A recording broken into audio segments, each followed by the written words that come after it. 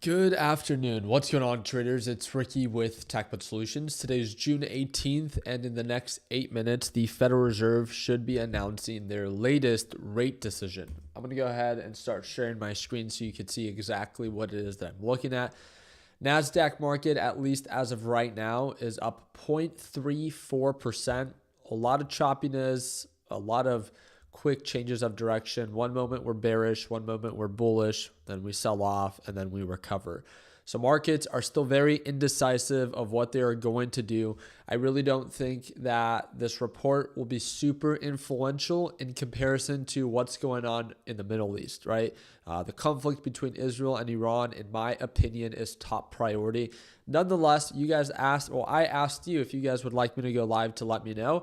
Enough of you guys asked me to, and I am more than happy to always do that for you guys. So thank you again for everyone tuning on in. I hope that I earned your thumbs up. Please consider subscribing. I do want to let you guys know that for those that are tuning in for the first time, kind of how it works. So in the next 7 minutes, almost a little bit over 6 minutes from now, there's going to be a rate decision that's announced. So the Federal Reserve meets on a almost monthly basis.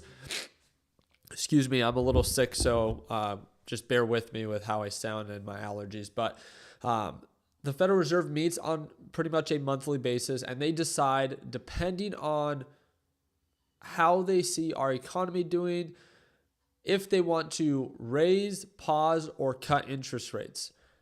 As of right now, the stock market has been begging, right? A lot of you guys have seen Trump has been begging Jerome Powell, please cut interest rates. Please cut interest rates. The Federal Reserve is in charge of our monetary policy. They are also in charge of cutting or raising interest rates. Trump might think it's time, but maybe the Federal Reserve doesn't. And remember, the Federal Reserve is independent. They should not be influenced by what the President of the United States is asking them to do. And they are not influenced. And that's why there's such a conflict, or more of a one-sided conflict, between Trump and the head of the Federal Reserve, who is Jerome Powell. So very quickly, what is the market's expectation for today's FOMC rate decision? There's a 99.9% probability, or now it's a 99.7% probability, that the Federal Reserve is going to pause. So if you look at our little real-time economic calendar, we provide this for you for free on techbudsolutions.com/trading tools. So you just click the little trading tools. And then this is a tool that, again, every day you should have it pulled up so you know what economic report is being released on a daily and weekly basis. Today, again, in the next 5 minutes, we have the FOMC rate decision. And then 30 minutes after that rate decision, we have the FOMC press conference. This is where Jerome Powell will go live and he will answer analyst questions. So I just want to make sure enough of you guys want me to go live for over 30 minutes. If enough of you guys hang on with me, I'll go live. If you guys don't want me to, I'll close the live and we don't have to watch the press conference together. So again, just let me know by smashing that like button and subscribing to the channel. So again, market expectation is 4.5%. We're currently at 4.5%. So if we come in at 4.5%, it's coming in as expected. I personally do not think that markets should be pushing up based off of everything that's going on. But again, that's just my opinion. I'm just one person out of many out there. I just don't see how the markets can be justifying any form of bullish movement when nothing about our economy and nothing about our current situation is bullish, right? It's not like our economy is growing. It's not like, Americans are thriving, and it's not like we're not inching closer to war. There's a lot of uncertainty that's currently being presented. The U.S. has an insane deficit, and based off of the big, beautiful bill, it only looks like it plans to add more, putting us in a position where we're only adding more debt to our deficit. We're paying about $1.2 trillion in interest payments alone, and the U.S. needs to refinance its debt. But the U.S. doesn't want to refinance its debt with interest rates being incredibly high. And this is why Trump is so desperate and begging Jerome Powell to cut interest rates, because when the Federal Reserve cuts interest rates, they make it less expensive for people like you and I and the United States to also borrow money, something to pay attention to. So So I think that you're wrong, brother. I think it's going to rip. That's definitely a possibility. No, I mean, markets are irrational, right? Markets are pushing up already. So they're in the green for no reason. So would it make sense that when they pause once again, that markets push up for no reason? Of course. That's 100%. I'm never here to pretend like that can't happen. I think it would be naive for anyone to say otherwise. Markets pushing up today are as irrational as it gets, right? Like there's no reason markets should be pushing up, yet it still is. So yes, I do believe that if the report comes out and markets want to be irrational, it could keep pushing up. But I think it's very safe to say that no one expects the Federal Reserve to cut interest rates. There's a very high chance that they're going to pause. And in my opinion, I'm prepping to short the market. My LPP team knows this. I've already taken a few shorts already. I shorted HIMS, but I've closed it out just so you guys can see. I made $1,600 on the day. I closed out this short, left myself with my one lucky share. I shorted PLTR. I made $2,400 on the day. And my biggest short of the day is Reddit. And I made $4,100 on the day, leaving myself with my one lucky share. So I've made my money so far for the day. If anything else presents itself, my LPP team knows what stock specifically I'm paying attention to right now. I'm not really desperate or eager to add more to it if I don't need to. And yeah, I'm just happy to share this experience with you guys. So in the next few seconds, we got 43 seconds until the FOMC rate decision comes out. There's no reason to overcomplicate it. You're entitled to your opinion just as I'm entitled to mine. Let's go ahead and see how the markets react, right? So FOMC rate decision, and then 30 minutes after, FOMC press conference. You guys let me know down in the comment section if you guys, or by dropping a thumbs up, if you guys want me to stay live or not. All right? All right, here we go. Let's see how QQQ, this is what I'm paying attention to right now. QQQ, which is the 1-for-1 NASDAQ ETF. So just to see how overall markets react, bullish or bearish. Here we go, QQQ. Got any second now. Market's pushing up. Oh.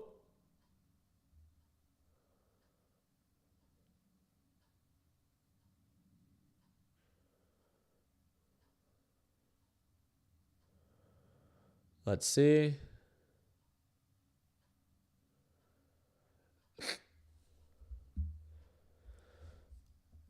Let's see what was reported. It's not going to be a surprise. It's going to be as expected. Markets are just pushing up because they can. Yep. FOMC rate decision, 4.5%. We came in as expected, 4.5%. No change. Just think about that. Markets are pushing up because the Federal Reserve paused once again. That's not good news. Yet markets are still pushing up. I think that that's enough of a red flag that you just need to be cautious. It's not that you need to sell everything. That's not the point. I have long-term investments. I have no intention of selling, but I am not buying at these levels because of how the market's acting. It's acting irrational. It's overbought, it's overvalued, especially with tension super high. Just as quick as it pumps up, it could quickly correct itself. We'll see how things continue to develop once Jerome Powell begins to speak. If he sounds hawkish or dovish based off of how he answers analyst questions. Is this market manipulation? There's no excuse. I don't like when people or traders say, there's traders, I always hear beginner traders saying, oh, it's market manipulation, or, oh, I don't want to use a limit order because market makers are going to be targeting my exact price point. Like, really? At least for most of us, we trade billion or trillion dollar companies. You really think market makers will move markets in the billions to take out your $1,000 position? You really think so? Come on. You're not that important. I'm not that important. We're all not that important. It's not that deep. It's just there's a lot of hype in the market. There's a lot of hope. There's a lot of greed. I think that's the best way to explain it. There's no reason you need to resort to a conspiracy of, oh, it's market makers doing this. It's market makers. It's greed and it's hope. That's all. There's a lot of people that you probably know that are buying into this as well, right? We don't have to make it. Don't look for excuses on why you fail. It's very simple right now, right? I knew that with my short positions, If I kept them open, they could turn against me. So it's not that I could predict the future. I wanted to respect the risk that comes with it. So that's why I decided to close them. That's why I showed you PLTR, RDDT, right? Reddit, HIMS. I closed those shorts because I wanted to respect the risk that will probably present itself. It's not that I need the market to sell off. I know that it possibly won't because of how much greed there is. So it's good to think in a level-headed way. Remember, in the most respectful way, the market does not care about you. You're not important enough to be targeting. So don't make it about you. It's not personal. We all get to decide the same thing, to go long or to go short, where you get in and where you get out. Your inability to enter and exit successfully is simply your fault, right? That's all.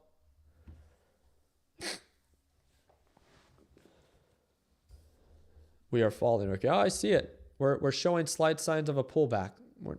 Nothing crazy is going on right now, though.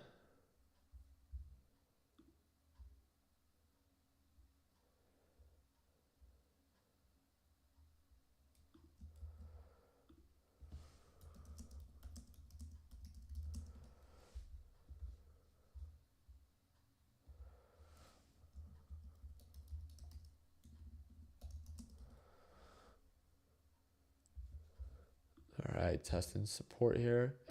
And watch the flush.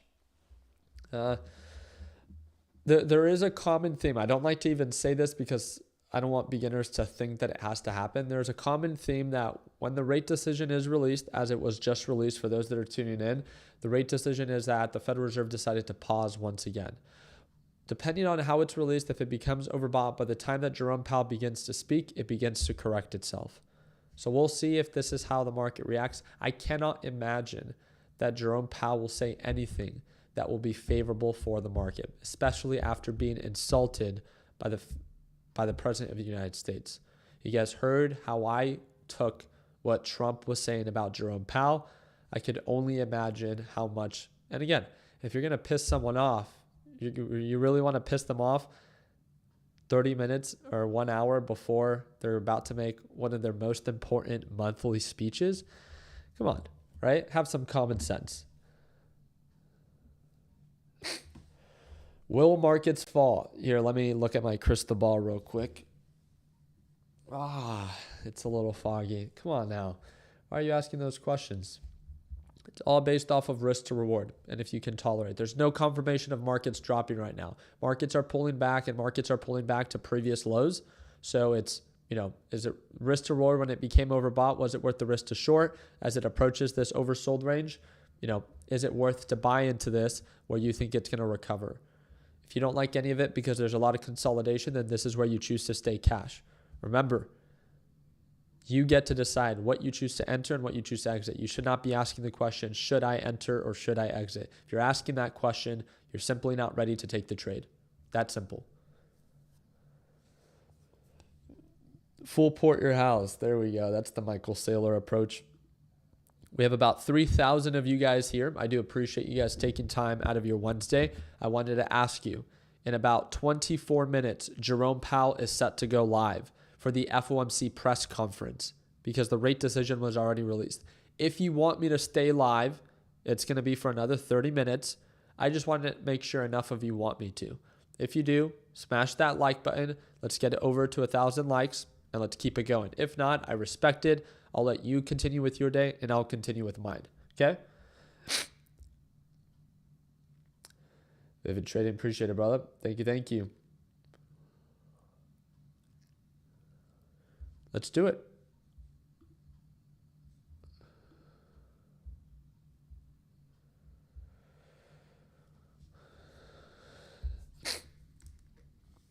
I am a mouth breather today, though. I'm fully congested, so just a heads up on that. You want to turn down your volume for my mouth breathing. I get it. Trust me. All right. Good to hear someone with common sense speak for once. A lot of people aren't confident while trading, and that's when they lose money. Yeah, I feel like especially, right, with these market conditions and how there's a meme that was recently shared of like, trading back in 2020, and it's like, you're looking at news or you're looking at technical analysis or fundamental analysis, all that stuff, right? And then now trading in 2025, and it's like you're on x.com looking for tweet updates because so much of it is influenced by Trump and what it is that he says. It's pretty annoying to be dependent on not actual fundamentals or technicals, but to be dependent on just who's president. I've never seen a market act like this. I don't like it. I think it's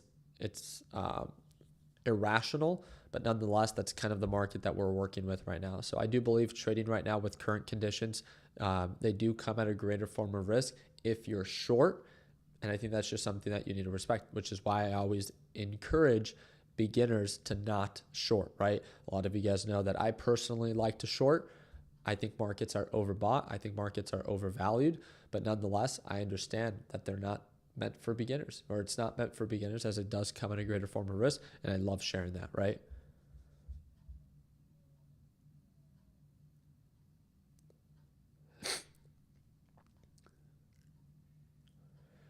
Noticed you fixed the lag. I think I just reset my computer.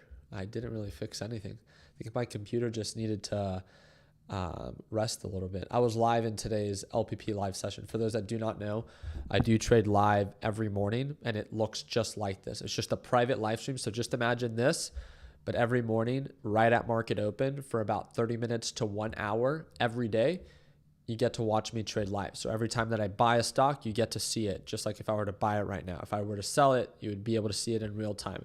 And I do that every day exclusively with my LPP team. So if you're a beginner and you want to see what it's like to watch me trade live, the second link in the description down below, I'm just letting you know, in this live stream only, it's discounted and it breaks down to $1 a day.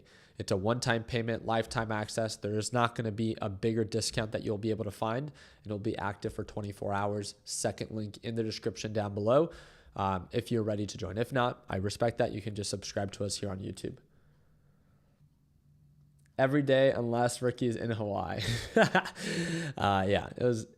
I did it last time, but I think last time I was able to wake up at 4:30 in the morning and there was no Wi-Fi issues. This time, due to daylight savings, it was like 3:30 in the morning, and it was very difficult for me to try to go live. I'm not going to lie. That was a tough one. Or California running around. Oh, here we go. My LPP team is calling me out.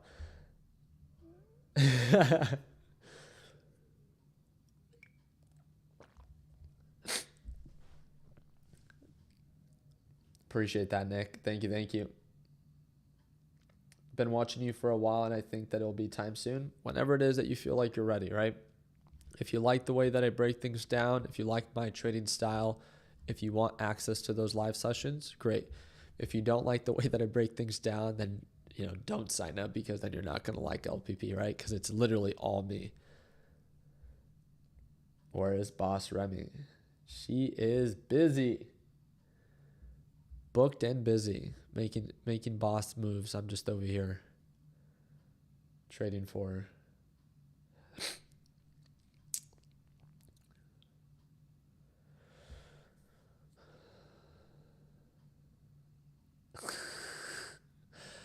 You guys are joking today. Making that mac and cheese. Trying to. Omar, you have your message typed out in Spanish. I'm not the best at reading in Spanish, so you will have to translate that. Thoughts on Bitcoin? I do not think Bitcoin is a good deal at current levels. I think risk to reward, it's not worth the risk. That's just my 2 cents. But again, if you want to buy Bitcoin, buy Bitcoin. I would rather buy Bitcoin than buying MicroStrategy, who simply dilutes investors. MicroStrategy is, in my opinion, going to be the next FTX once Bitcoin pulls back and crashes. I think MicroStrategy can go under. I think investors can turn against Michael Saylor, and I think that it can act as a further negative catalyst for the entire crypto space because of what Michael Saylor is doing and becoming incredibly over-leveraged.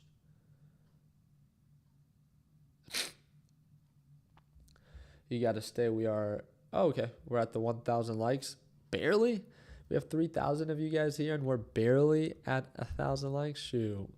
Only 33% of you want me to stay. That's unfortunate. LPP members provide some of the strategies used to trade. You get access to the LPP lesson library. So everyone just talks about the live training sessions, or I talk about it often too, because that's what everyone wants. But yes, it comes with a full A to Z video lesson library. It's all included. I don't charge monthly or yearly or anything like that. It's a one-time payment, lifetime access. It's all included. It's designed for complete beginners, and it's the second link in the description down below. We are just waiting for JP. I have the speech ready here, the live stream ready. So I do have him here. That's at 2:30 p.m. Eastern time. So we have 17 minutes left. If there's any stock that you guys want me to break down that you find to be interesting right now, share it with me. I'd be more than happy to break it down. Let's kill some time, right? We have 17 minutes. Be happy to break it down for you guys. But if you guys have some crappy stocks, I'll call them out for being crappy, so just be careful. What's the price for LPP? Click the second link in the description. Second link in the description of this video. So click on the description, second link, and it discounts it for you. It breaks down to $1 a day.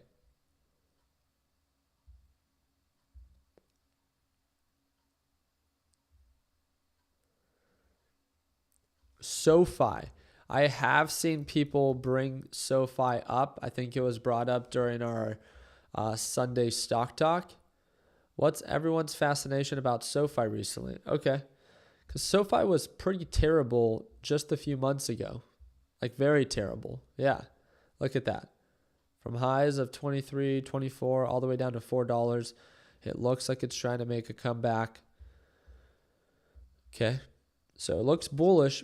There's no break of pattern yet on the larger time frames. Higher highs, kind of ascending support. So it's not something that I would feel comfortable shorting, at least not for a swing trade, right? If it's an intraday play and it becomes overbought, kind of like it is now, and there's some pullback potential and it's actively selling off, maybe for the day. But while it's bullish like this and to hold it overnight, heck no. This thing is too bullish, too strong, and overall direction and trend is pointing up. And that's the last thing that I want when it comes down to taking a short. So I don't know if your intentions are to go long or to go short, but yeah.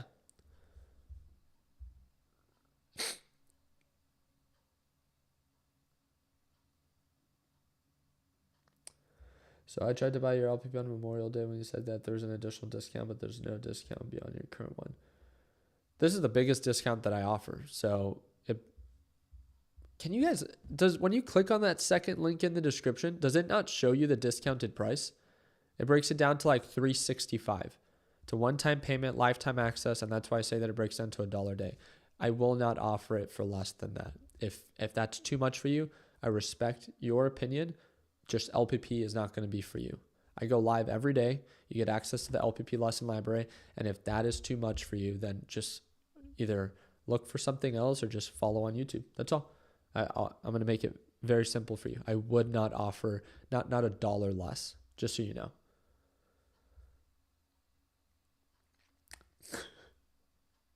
Crazy comments.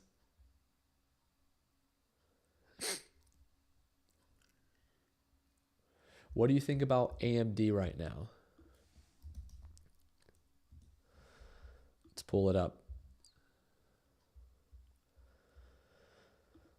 I know there's been some pretty good news. I'm actually happy to see AMD doing well. Let's pause for a little bit. And I want you guys to share your thoughts. AMD has never been Wall Street's favorite. I'm actually surprised it's made this much of a recovery. I'm happy to see that AMD has recovered a significant amount from lows of 76, but I do not believe that it will hold. It's so consistently bearish based off of, in comparison, if you were to ask me between Nvidia or AMD, I would personally just choose Nvidia myself. when I used to think that AMD was just hated on for no reason. And then I looked at their actual fundamentals and I looked at their PE ratio and what the company actually produces. And I thought it was just as good of a company as Nvidia, right?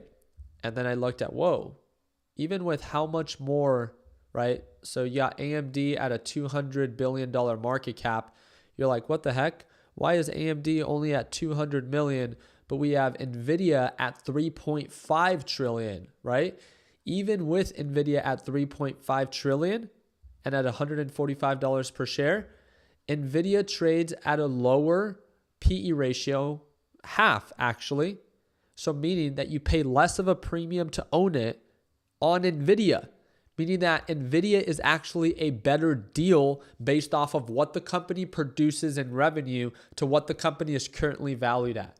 That's what made me be like, every time that I tried to kind of feel bad for AMD, then I looked into their fundamentals and was like, oh, I was just looking at their technicals. And that's why I was like, where's the disconnect? Why is AMD so bearish and Nvidia so bullish? But it's simply because Nvidia is a much stronger company. Nvidia produces a lot more as a company, and the numbers speak for themselves. Correct. Price to growth, I mean, all of it, regardless. Just everything as a whole. And just some people don't like talking about this, but it's the overall sentiment. There's a lot of positive sentiment towards Nvidia, and Wall Street loves Nvidia. In my opinion, Wall Street does not love AMD. There's a reason it's gone from $220 per share all the way down to 76. So do I think that AMD is a safe play? I do not. I do not think it's a good deal. I do not think it's a safe play. And I think that there's a reason it's been so consistently selling off. It has these little rallies that are short-lived, and then it makes new lows. It has these short-lived rallies, and then it makes new lows. It makes these new rallies or these short-lived rallies, and then it makes new lows. That's just what I'm seeing, and that's all I could speak from. I'm not here to pretend like I know exactly where this thing is heading. I'm just telling you, based off of the technicals and based off of the fundamentals that I can clearly see, Nvidia is just a better bang for your buck. That's just what I could say. Do you have a discount for just the live streaming? No. And guys, I don't offer anything separate. It's all together. So you either want it or you don't. And it breaks down to $1 per day or $365 for the overall price, right? That's all. So it's already a huge discount. If it's not enough for you, I respect that. I'm not here to convince you that you need to join. I'm just here to offer it. There's a lot of people that ask how they can join my live sessions. That's how you can do it. The second link in the description down below, and that's the biggest discount that I offer and that I will ever offer. I promise you, I will not offer it for $1 less. And if it's too much for you, that's fine. You can just subscribe to the channel and that's free. Okay?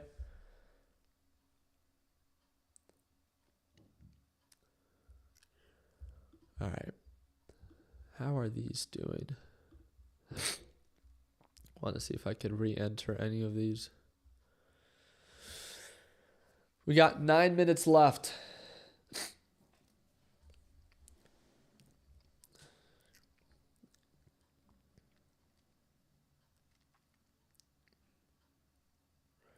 Are you still in the Reddit short from this morning? I am not. If you tuned on into the earlier part of this live stream, you would have seen that I showed my closed positions. Reddit, I made $4,100 and I left myself with my one lucky share. And then, what's it called? PLTR, $2,400. And then HIMS, $1,600. All positions are closed, or my one lucky share is what is left, okay? Ricky, do I get billed yearly? It's a one-time payment, lifetime access. I don't know how other people do it or why people are always so like, is it monthly or it's one-time payment? You do not get billed yearly. You get access to the Discord for LPP, for only LPP members. You get access, which then gives you access to these live sessions, and you get access to the LPP lesson library. So it's all included. You can't buy one without the other. It's just the package. It's the only thing I offer. I offer nothing else. And it's just for our LPP members. Okay? Damn.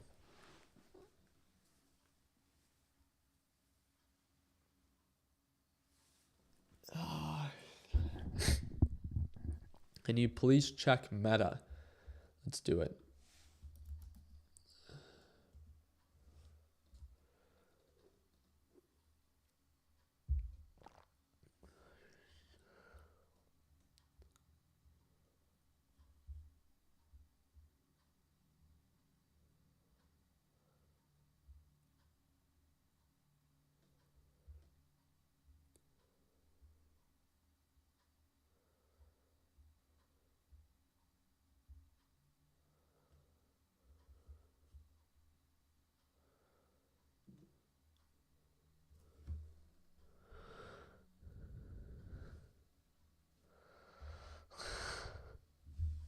Here we go.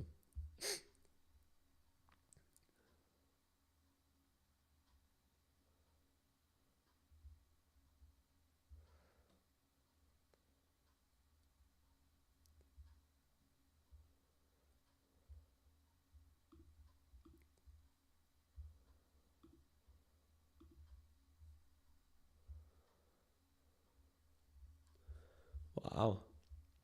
Dropping, coming back down to retest. I think it's overbought.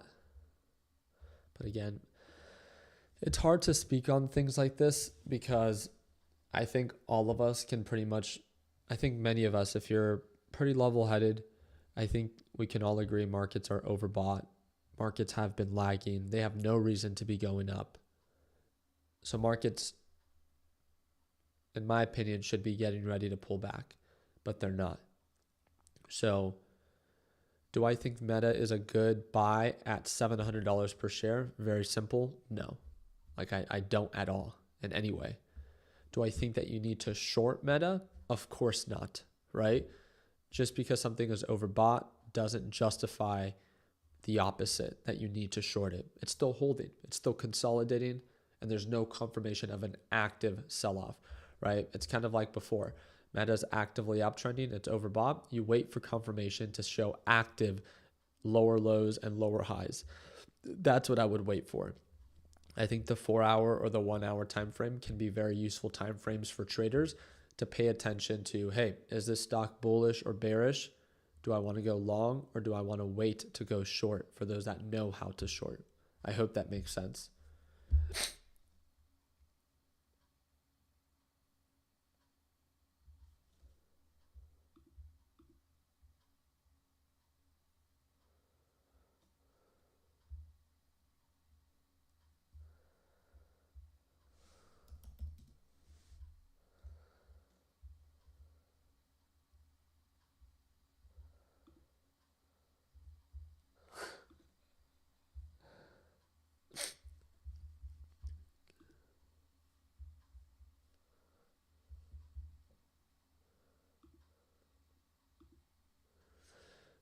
Coin still pushing. Coin is up 15.8%. Incredibly bullish. Higher highs, higher lows. This is a position that I'm watching to potentially add more to my short to. This is one that I announced to my LPP team that I was watching to short. Again, even though it's overbought, it's also, I mean, this could be a good example of just because something is overbought doesn't mean that it has to sell off today, right? And that is very, very true.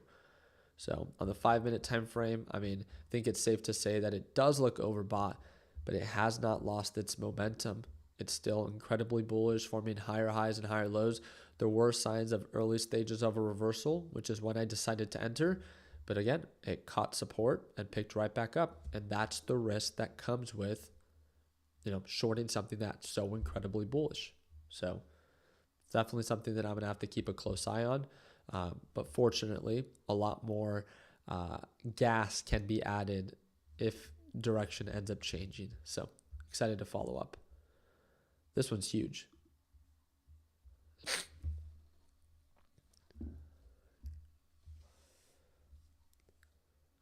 Buy or sell. I personally would not buy coin at those levels, but that's just me. All right, guys, we have 3 minutes left. We've made it this far. 3 minutes left, and Jerome Powell should be going live to answer analyst questions. Can I get a show of hands in the live chat? How many of you guys are tuning in for the first time? Just a reminder, to partake in that live chat, you do have to be subscribed to the channel. So just make sure that you are subscribed. So if you have any questions, I'd be more than happy to answer.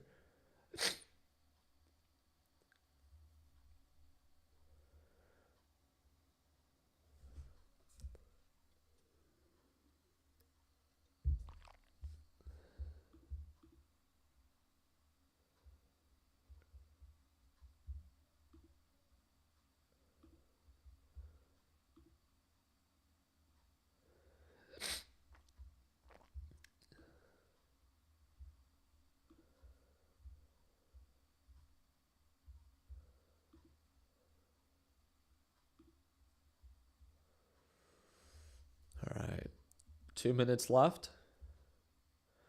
What do we think? Bullish or bearish as soon as Jerome Powell says, good afternoon? We're going to rocket to new highs.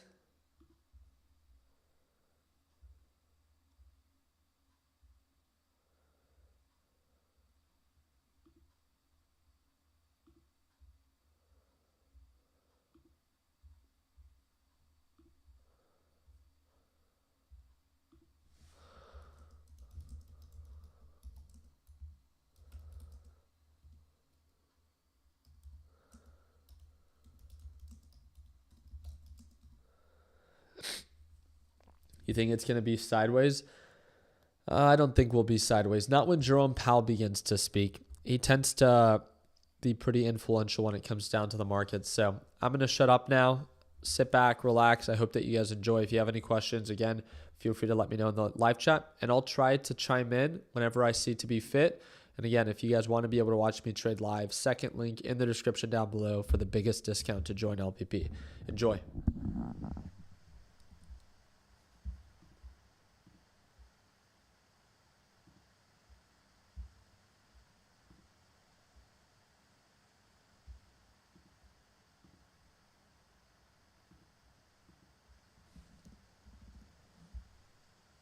There he is. Good afternoon. Good afternoon. My colleagues and I remain squarely focused on achieving our dual mandate goals of maximum employment and stable prices for the benefit of the American people. Despite elevated uncertainty, the economy is in a solid position. The unemployment rate remains low, and the labor market is at or near maximum employment. Inflation has come down a great deal, but has been running somewhat above our 2% longer run objective. In support of our goals, today the Federal Open Market Committee decided to leave our policy interest rate unchanged.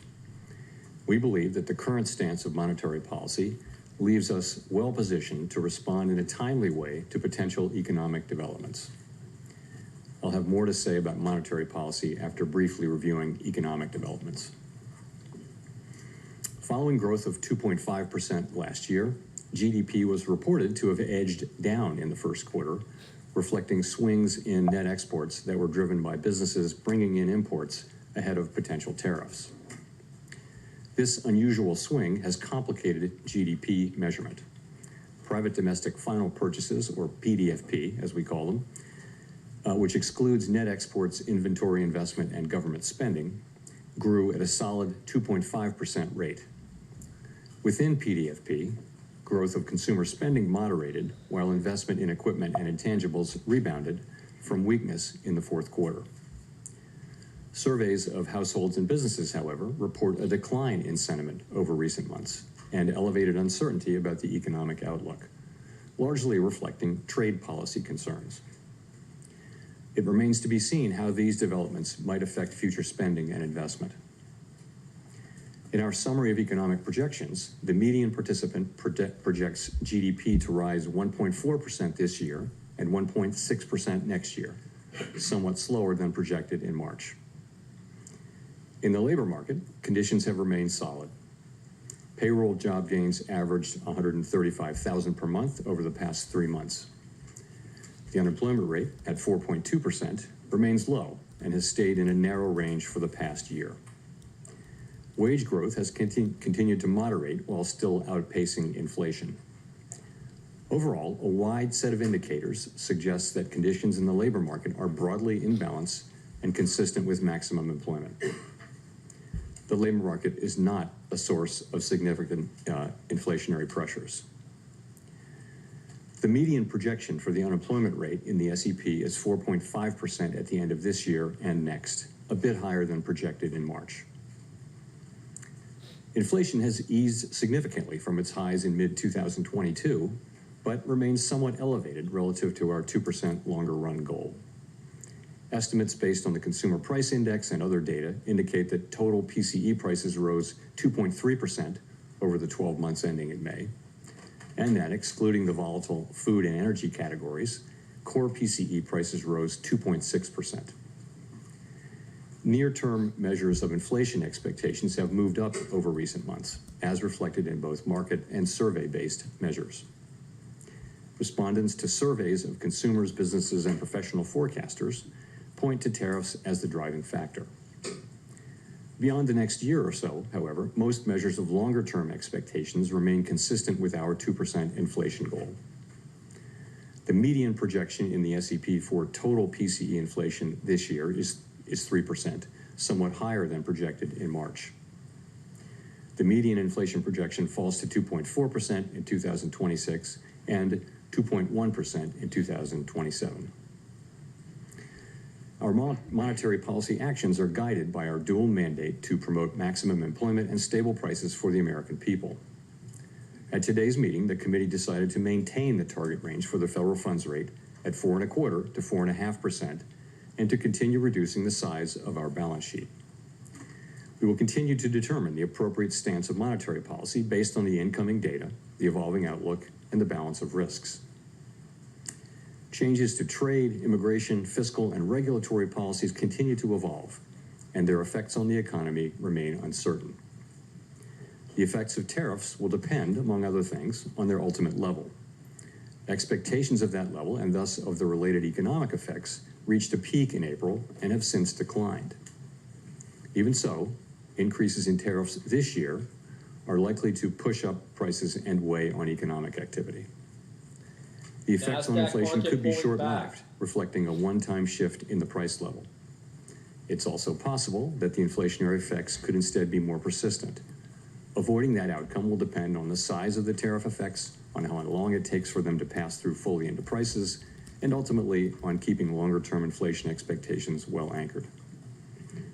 Our obligation is to keep longer-term inflation expectations well anchored and to prevent a one-time increase in the price level from becoming an ongoing inflation problem. As we act to meet that obligation, we will balance our maximum employment and price stability mandates, keeping in mind that without price stability, we cannot achieve the long periods of strong labor market conditions that benefit all Americans. We may find ourselves in the challenging scenario in which our dual mandate goals are in tension. If that were to occur, we would consider how far the economy is from each goal and the potentially different time horizons over which those respective gaps would be anticipated to close. For the time being, we are well positioned to wait to learn more about the likely course of the economy before considering any adjustments to our policy stance. In our SEP, FOMC participants wrote down their individual assessments of an appropriate path for the federal funds rate based on what each participant judges to be the most likely scenario going forward. The median participant projects that the appropriate level of the federal funds rate will be 3.9% at the end of this year, the same as projected in March. The median projection declines to 3.6% at the end of next year and to 3.4% at the end of 2027, a little higher than the March projection. These individual forecasts are always subject to uncertainty, and as I've noted, uncertainty is unusually elevated. And of course, these projections are not a committee plan or decision. At this meeting, the committee continued its discussions as part of our 5-year review of our monetary policy framework. We focused on issues related to assessing the risks and uncertainties that are relevant for monetary policy and the potential implications for policy strategy and communications. Our review includes outreach and public events involving a wide range of parties, including Fed Listens events around the country and a research conference that we held last month. We are open to new ideas and critical feedback, and we will take on board lessons of the last 5 years in determining our findings. We intend to wrap up any modifications to our statement on longer-run goals and monetary policy strategy by late summer. After that, we will consider enhancements to our suite of communications tools, including the SEP. The Fed has been assigned 2 goals for monetary policy: maximum employment and stable prices. We remain committed to supporting maximum employment, bringing inflation sustainably to our 2% goal, and keeping longer-term inflation expectations well anchored. Our success in delivering on these goals matters to all Americans. We understand that our actions affect communities, families, and businesses across the country. Everything we do is in service to our public mission, and we at the Fed will do everything we can to achieve our maximum employment and price stability goals. Thank you. I look forward to your questions. Thank you. Colby Smith with the New York Times.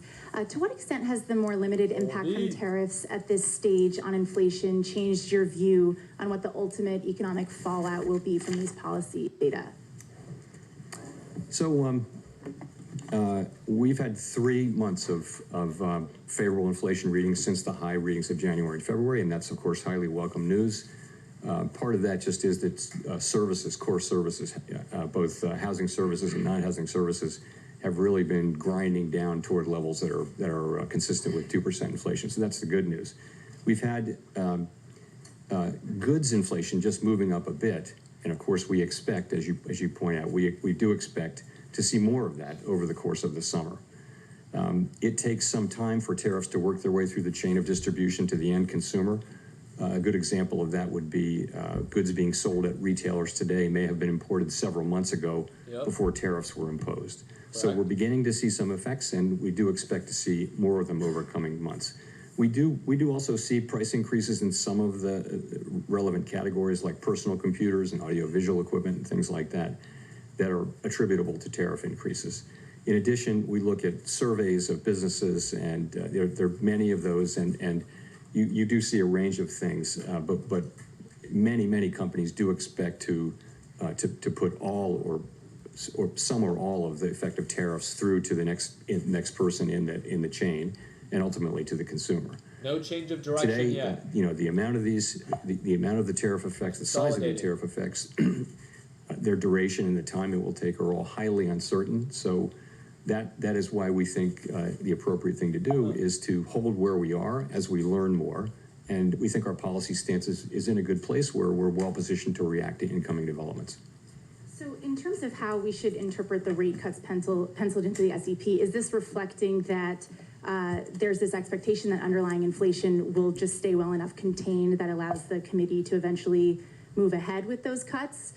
Or is it about, responding to a deterioration in economic activity, let's say? I mean, how should we make sense of the forecast? So if you look at the forecast, you will see that people do generally expect inflation to move up and then to come back down. But we can't just assume that. Of course, we don't know that. And, our job is to make sure, one of our jobs is to make sure that a one-time increase in inflation doesn't turn into an inflation problem. And that, again, that will depend on the size of the effects, how long it takes for them to come in, and ultimately on keeping inflation expectations anchored.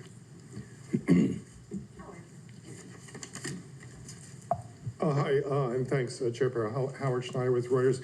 If you look at the rate path starting in December to today and adjust it over the full time horizon you've got there, you've taken about a quarter point per year out of your projected path, and you end at a higher rate at 2027 than you would have in the prior forecast.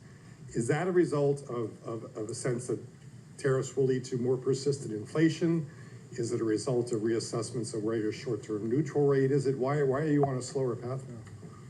So I would focus most on the nearer term as you get out to the NASDAQ market pushing later years it's hard for anybody to know where the economy is going. You didn't see people moving their longer term, estimate of the neutral rate, for example, at this meeting. So, and those things are probably slow moving. So I think if you look at what's happening here since March, this is since March, right? You see a little slower growth, just a tiny tick up, a 1/10 tick up in unemployment, and you see inflation moving up 0.3. And by the way, it was a similar move from the December SEP to the March. So that's what you see. You see the effects of tariffs.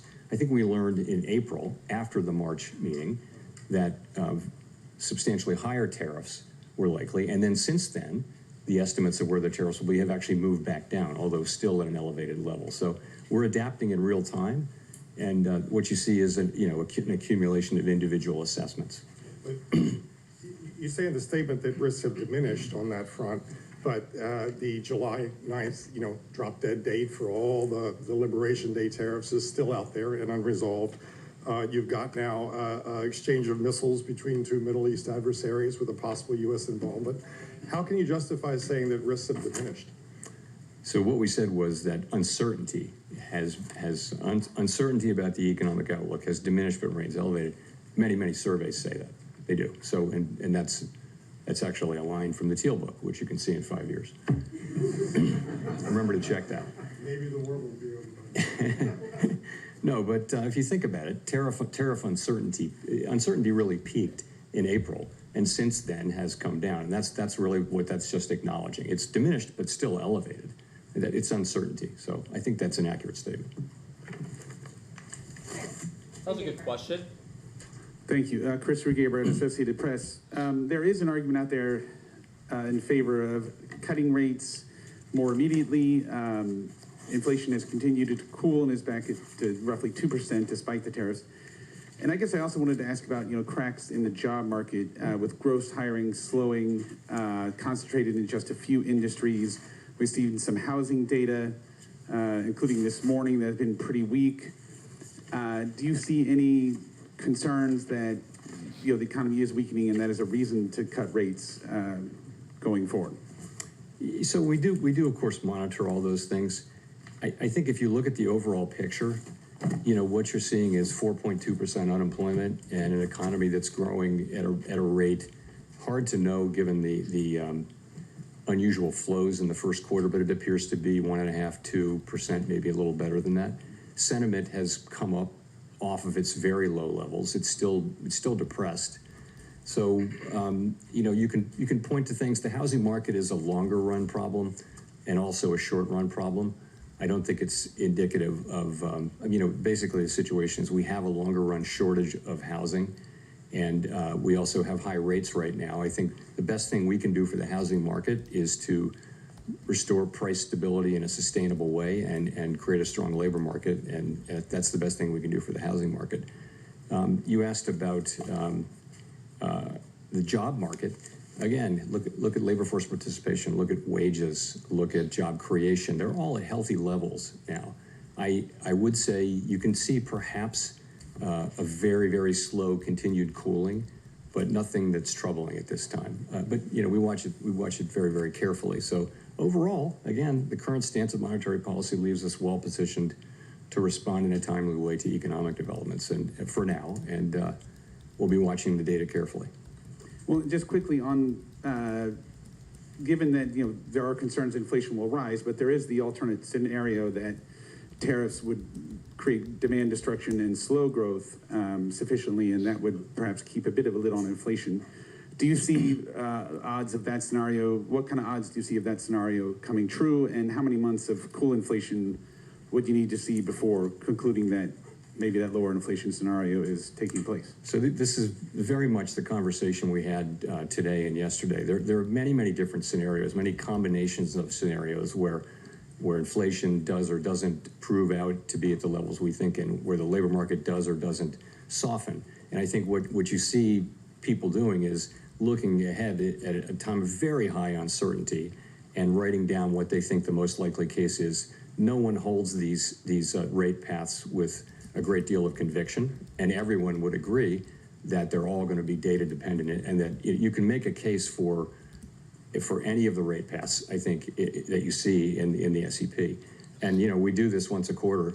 It's a hard thing to do particularly at this time, but it does reflect, you know, if you see somebody writing down, a rate path that involves cuts, that's them saying, yes, I think we will get to a place, more likely than not, where cuts will be appropriate. And it could be a joint probability of a number of possible outcomes. Again, remember how much uncertainty we face, though. Thank you. Mr. Chair, I wonder if you could describe for us some of those scenarios. How do you get to a place? I'm noticing that the uncertainty levels in your forecast are very high.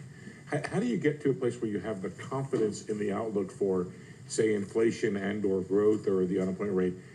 How many months does it take, and what do you want to see in the data to get to that level of confidence to actually reduce rates off the restrictive level?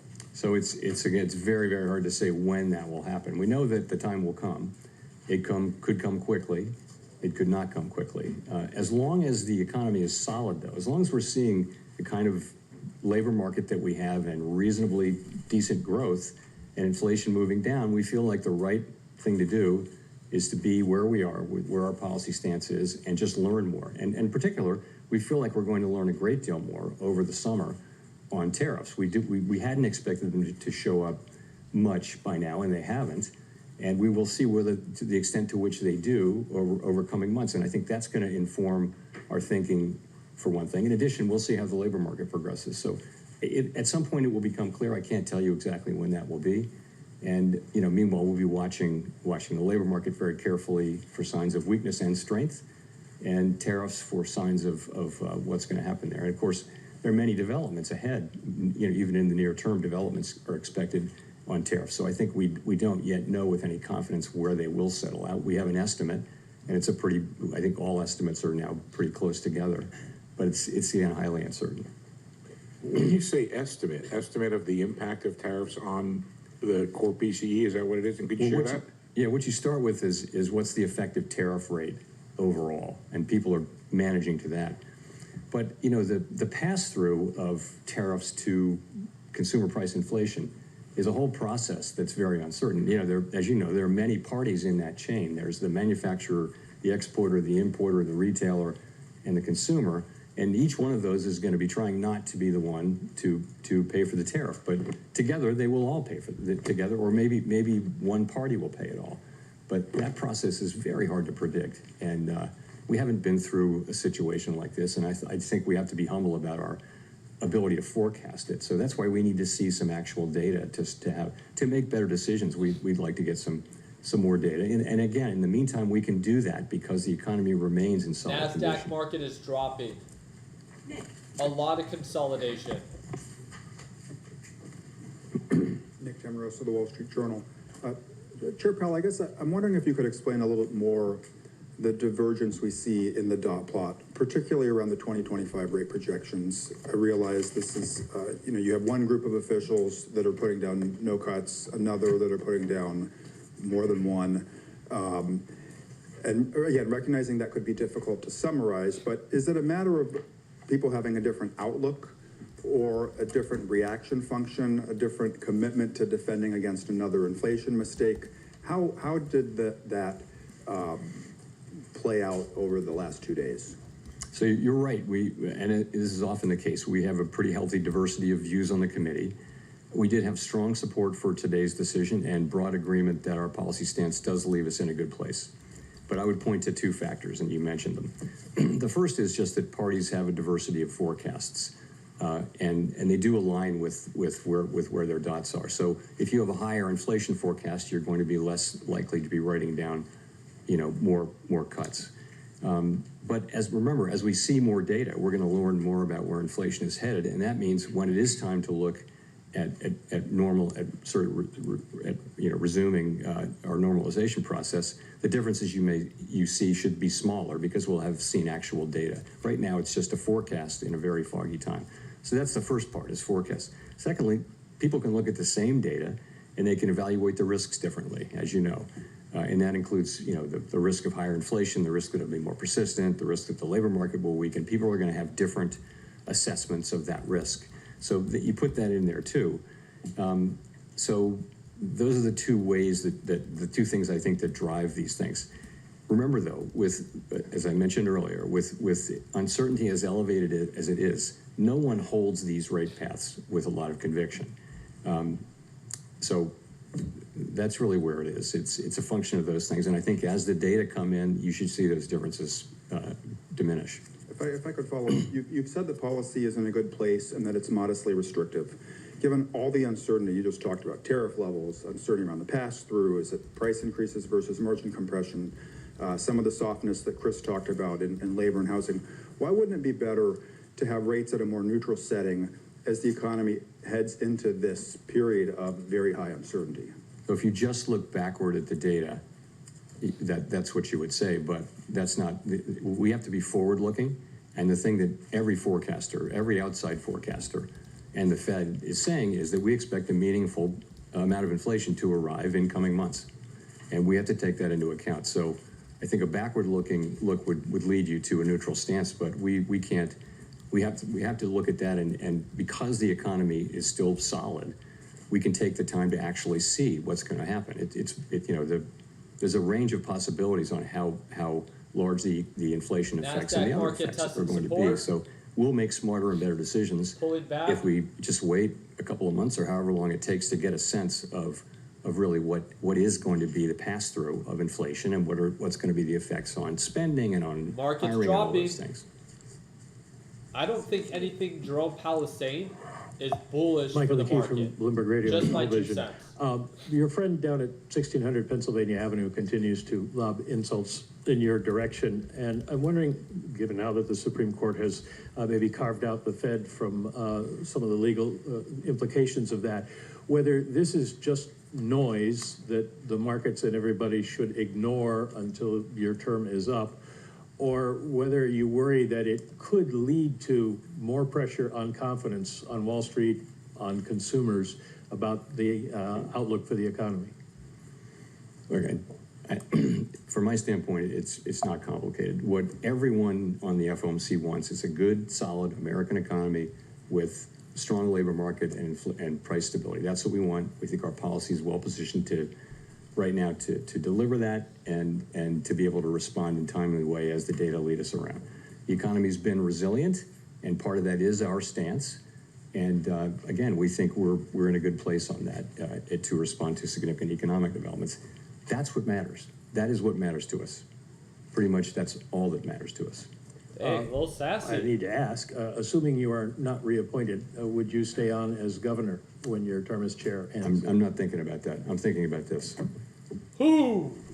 Andrew. Thanks, Mr. He Chairman. said, period. Oh, I guess with goodness. workplace raids I've never heard him respond increasing, like that. picking up significantly, what kind of effect would that have on the labor market Sorry, in the short with term? what picking up? Workplace raids. So you're asking immigration. Yeah. He doesn't comment on that. You know, I wouldn't want to speculate.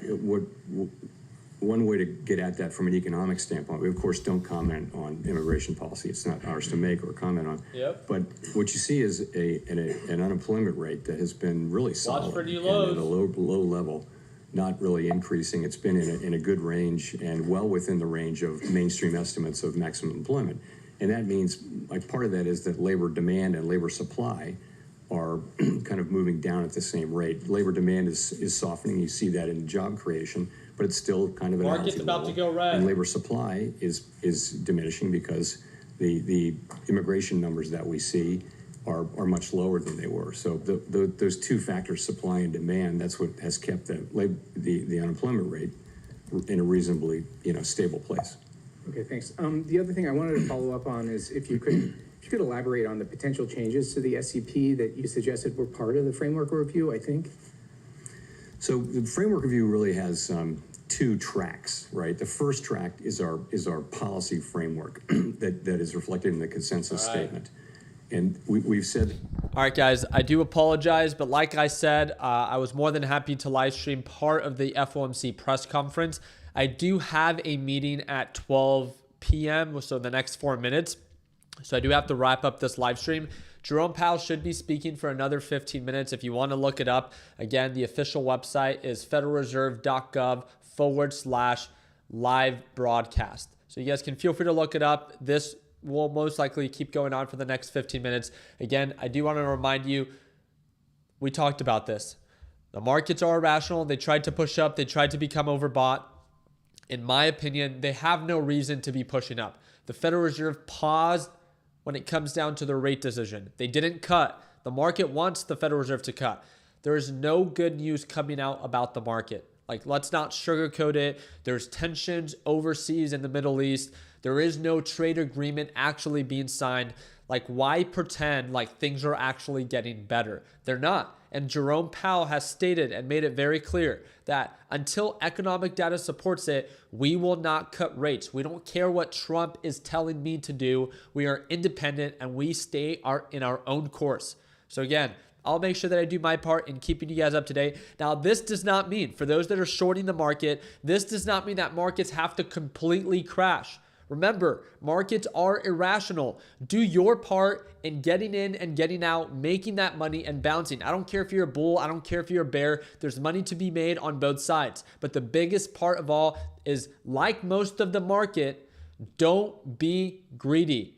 Get in, get out, stick to your trade plan, and lock in those profits, because you might be up a certain dollar amount, but as you guys can see, the NASDAQ market quickly changed direction and then turned against you. And the only people that are surprised by that are those that did not prepare. Now the market pulled back a little bit. Do your part if you are shorting and know when to take profits. You cannot be surprised if markets find a support and then quickly recover. Yes, markets are that irrational. We've seen it this whole time. Markets shouldn't be up by any means, yet they still are. That's enough proof that, again, this is not a time to be greedy, in my opinion. So I wish you guys nothing but the best. I hope to see you for our live trading session.